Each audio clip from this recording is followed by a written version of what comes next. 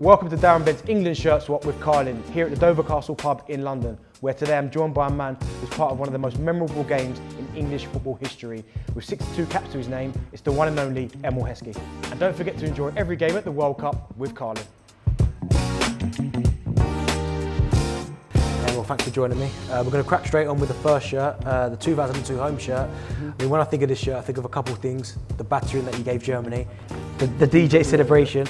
I mean, for you, is that one of the greatest games you've ever played in? Yeah, 100%. Going into that game, the pressure was on. It's Sven's first competitive game. Yeah. And going into that game, we ended up being 1-0 down after, I think it was 7 minutes. Wow. And then obviously could have possibly 2-0 down. And then we go on to win it just emphatically. So yeah, in their back garden as well. Incredible. We'll talk about the game more, but I want to talk about Sven, the manager at the time. You said it there, his first competitive game. I mean, how did you find him? I mean, we've got mixed feelings. It didn't take me to 2006, so that's a different story. But for you, how was he with you? Look, I think he was fantastic with me. Again, I was coming from Liverpool, so the tactics side of things, it was just spot on for me because we'd go through so much at Liverpool and then he'd be the same. He'd have his little board, he'd be moving everyone around, so you'd have a full understanding of what he actually wants of you and where he wants you to be within that game. And then you have the freedom to do whatever you want when you get on the ball, etc. But defensively, he was very, very astute. Now, you played up front, of course, that day with Michael, who scored the hat-trick. You obviously got one as well. Did it help the connection you had because of, obviously, your time at Liverpool? And before that, so we joined, I think it was England under 18s. And obviously Michael's 2 years younger than me. Yeah. So he was playing at 16 up at our age group. Yeah, and it just clicked straight away. You know, you just get a feeling for someone straight away and it just clicked from then. So then we played 21s together and joined the full squad together. And then obviously I joined Liverpool as well, so training together every day, week in, week out. It's only going to make it better. He's up there with the best. He's got a Ballon d'Or. Yeah, people forget that. People forget that. And then you look at what he actually achieved at such a young age. And yes, he got a lot of injuries early on, and then that kind of messed him up for later. But there's not many who are touching the peaks that he was touching, the goal ratios, etc. that he was touching. You're right there. You guys battered Germany 5-1 that day, going into a World Cup. Do you think that raised expectation? And do you think that was justified, the expectation going through the roof after you've just beaten Germany 5-1 in their back garden? You would always raise the expectations when you do that. Yeah. So that was Sven's first competitive game. Yeah. His first actual game was a friendly against Spain and we beat them 2-0. Wow. So you beat Spain 2-0 and then you're going to beat in Germany away 5-1. So yeah, expectations. And then we talk about everyone labels with the golden generation. Like, I've often had this argument when people talk about the golden generation should have won something. The golden generation was very good. You look at other teams who won that 2002 World Cup, like Brazil. How was anyone supposed to compete with that? Yeah, we obviously went out to them, and when you look at I always say it, they got 3 Ballon d'Ors up front. So you got Ronaldo, Rivaldo, Ronaldinho up front. Yeah. Unbelievable players. Then you put Kaká on the bench. Yeah. Yeah, you know, we had good players. We had great players. We had Michael as a Ballon d'Or up front. Yeah. That's what we're playing against. It would be fantastic if we could have won, and I feel, you know, when I'm at a tournament and I'm not ready to go home. Yeah. I'm thinking I'm going all the way, and then you have to go home. It was devastating, to be honest. But you're losing to potential winners. Ronaldinho's free kick, do you think he meant it? I look back, then no, 100%. I said, nah, no chance he's meant that. But when I look back, and the more and more I look back at it, yeah. Yeah, I say yeah. I think he meant it the other side though. Oh, you think he meant to go near? Yeah. And it just went and loomed. Yeah. But I think he definitely meant to shoot from there. Right, so shirt number 2, is the reversible shirt, again sticking with 2002. I mean, again, for me, the first game that springs to mind is the Argentina game, 1-0 Beckham. Redemption for David Beckham after what happened in '98. Memories of that game? Yeah, going into that game, it was just, again, typical Sven, solid. Yeah. I was actually playing behind, so we got 4-4, and then I was playing there, so 1-1. Yeah. Michael stay up top, and I had to just shield. And I remember, I don't know why I remember this, but they kept on trying to get it into Veron. Yeah. And I kept on nicking it. You know, when you just you pretend that you're not what, and then just nick it, and they end up stopping that ball into him, and they just nullified them. When you look at some of the players that they had planned that day, Batistuta, Veron, Walter Samuel, Simeone, Ortega, Zanetti, underachieved maybe in that tournament, considering the players that they had? Yeah, definitely. But yeah, we nullified them, and I think we've got to take a credit for that and just saying, look, what we actually achieved then that day. And then obviously Beckham scoring the goal and redemption for what happened.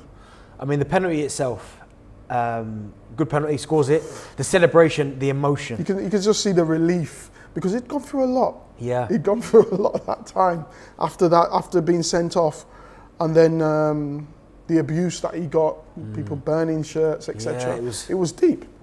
It was deep, and then to go now to be scoring, taking us up there, and the relief that come off, yeah, fantastic. He was up against probably one of the best centre backs in the world at the time, in Walter Samuel. What was he like? He's arguably one of the strongest defenders I've played against. How can you say that? If you're saying that he's strong, then he must be strong. Honestly, he was a beast. I played against him, I think he was at Roma at the time, and he was a beast. You know, when you want to get up against someone, you wanted to really test yourself.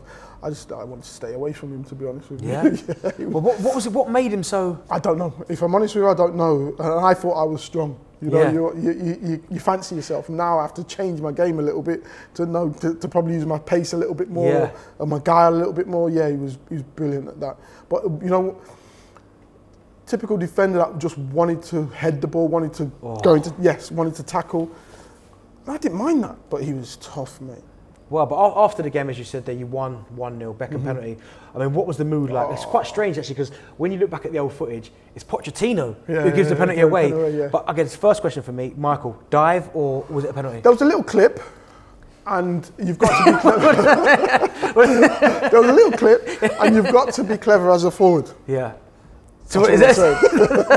Okay, yeah, I'll give you that. And what about after in the dressing room? Was it? I mean, there must have been like a party atmosphere in there. Yeah, 100%. And Sven was brilliant at that, to allow us to enjoy ourselves a little bit and enjoy the time, even though we had more games. Because again, that's a huge game. You're going to Argentina. Yeah. You know, growing up as a kid watching Argentina and Maradona and etc., and you're saying they're the best, they're amazing. Yeah. And then you're suddenly playing against them and you win in the World Cup. You've got to celebrate. Did you swap any shirts in that game? I think I got. What was Samuel? I think I might have. I think I might have got his. Right, so shirt number 3. We're going back to 2000, Portugal. What a game that was, 3-2. Memories of that day? Obviously being disappointed, but again playing against some fantastic, some world-class players. Figo. When you look at where he was playing Barcelona, Real Madrid, etc. And the star he was. I look back and you kind of pinch yourself that you're in that position, and I was, what, 22 at the time? Wow. Yeah. So when you think about that game, England go 2-0 up, coasting, and then obviously they turn it on. Figo scores a goal. How good was he, and how good was he in that game? A game changer in that game. Obviously, you want your ball players, you want the special players to turn up. Yeah. And he turned up. He turned up and he scored the goal. That goal. It was a deflection. Massive deflection. Yeah, huge deflection off Tony Adams, I think it was. And then Seaman just flat-footed, couldn't really was never really going to get there, to be honest. But yeah, just devastated being 2-0 up and then obviously losing the game. You've come on in the second half in that game. I mean, what was it like coming into that circumstances? Because obviously you're on the back foot now. They're starting to. It was a weird one because I when I look back and I was thinking, did I expect to come on at that time? Probably not. But it was difficult to go into a game and make a difference in that type of game. When they're dominating possession. Yeah, which it swings and roundabouts because it might be good for me because I could create fouls. Yeah, I could hold the ball up and give a bit of pressure, take a bit of pressure off, and that's all I was looking at trying to do.